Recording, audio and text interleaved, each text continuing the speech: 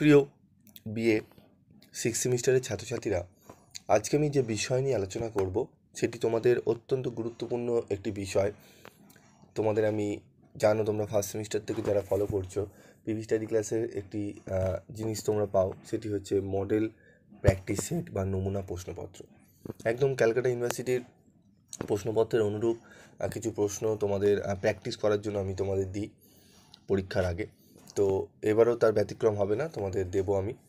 তো আজকের সাবজেক্টটি দিচ্ছি তোমাদের যে সাধারণ পেপার রয়েছে বাংলা LCC 2 সাময়িক পত্র কথা সাহিত্য, সেই সাবজেক্ট থেকে আমি তোমাদের একটি মডেল প্র্যাকটিস সেট নমুনা প্রশ্নপত্র তুলে ধরছি।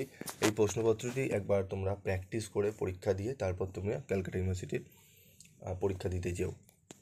তো দেখে নাও, বিএ সিক্স সেমিস্টার বাংলা সাধারণ পত্র LCC 2 সাময়িক পত্র কথা সাহিত্য, পুনর্মান 65, নমুনা প্রশ্নপত্র, পিভি স্টাডি ক্লাস। তো প্রথম প্রশ্ন দেখো কি আসতে পারে। সংবাদ প্রভাকর পত্রিকাটি কত সালে কার সম্পাদনায় প্রকাশিত হয়? বাংলা সাময়িক পত্রের ইতিহাসে এই পত্রিকাটির গুরুত্ব নির্ণয় করো। অথবা কবিতা পত্রিকা কত সালে কার সম্পাদনায় প্রকাশিত হয়? আধুনিক বাংলা কবিতার ক্রমবিকাশের ক্ষেত্রে এই পত্রিকার ভূমিকা সম্পর্কে আলোচনা করো। বাংলা উপন্যাস সাহিত্যের প্রবাহে রজনী উপন্যাসটির গঠন কৌশলের নতুনত্ব বিচার করো। রজনী উপন্যাসের শচীন্দ্র চরিত্রটি বিশ্লেষণ করো। এগুলো কিন্তু প্র্যাকটিস করার জন্য তোমরা করবে। তবে আমি লাস্ট মিনিটে যে স্টার মার্ক করা প্রত্যেকটা মডেল থেকে 4টি করে প্রশ্ন বেছে দিয়েছি, ওগুলো অবশ্যই তোমরা ভালো করে দেখে যাবে। তার সাথে তোমরা একটু প্র্যাকটিস করবে এই প্রশ্নপত্রটি। অন্তশীলা গল্পটির নামকরণের তাৎপর্য বিশ্লেষণ করো। অথবা রেকর্ড গল্পটির নামকরণের সার্থকতা আলোচনা করো। অথবা আদাব গল্পটিতে যে মানবিক আবেদনের যে পরিচয় পাও তা তোমার নিজের ভাষায় লেখো। বাংলা সাহিত্যের বিকাশে বঙ্গদর্শন পত্রিকার গুরুত্ব বিচার করো।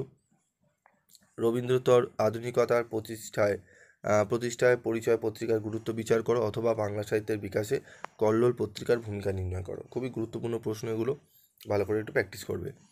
রজনী উপন্যাসের নামকরণের সার্থকতা সংক্ষেপে লেখো। অথবা রজনীর গৃহত্যাগের কারণ আলোচনা করো বা সংক্ষেপে লেখো। অথবা অমরনাথের চরিত্রটি বৈশিষ্ট্যগুলি চিহ্নিত করো। ঠিক আছে, অমরনাথের চরিত্র, রজনী গৃহত্যাগের কারণ এবং রজনী উপন্যাসের নামকরণের সার্থকতা, এই 3টি প্রশ্ন খুবই গুরুত্বপূর্ণ, ভালো করে পড়ে যাবে। চলে আসবো পরবর্তী প্রশ্ন। দেখে নাও, ছোটলোক গল্পের রিস্কাওয়ালা চরিত্রটি পরিচয় দাও। ছোটলোক গল্পের প্রকৃত ছোটলোকের পরিচয় দাও। অথবা চোর গল্পের চোর চরিত্রটির মনস্তত্ত্ব বিশ্লেষণ করো। 3টি প্রশ্নই গুরুত্বপূর্ণ, ভালো করে দেখে যাবে। যে কোনো একটি বিষয়ে টিকা লেখো। কালিকলম অথবা দিগদর্শন। ঠিক আছে, দুটো ভালো করে পড়বে, কালিকলম, দিগদর্শন। রজনী উপন্যাসে পাশ্চাত্য প্রভাব, রেকর্ড গল্পে চোরাবাজার। ঠিক আছে, এইগুলো একটু ভালো করে দেখে যেও। কিছু কিছু রিপিট কোশ্চেন আসতে পারে, তাই জন্য এই প্রশ্নগুলো দেওয়া হয়েছে। এবং তোমাদের আমি সাজেশন অলরেডি দিয়ে দিয়েছি, সেই প্রশ্নগুলো ভিভিআই যে কোশ্চেন রয়েছে সেগুলো অবশ্যই ভালো করে পড়বে। এবং ছোট প্রশ্নেরও কিন্তু আমি তোমাদের মডুল 1, 2, 3 করে দিয়ে দিয়েছি। তোমাদের PDF নোটসও আমি দিয়ে দিয়েছিলাম কিছু কিছু গ্রুপে।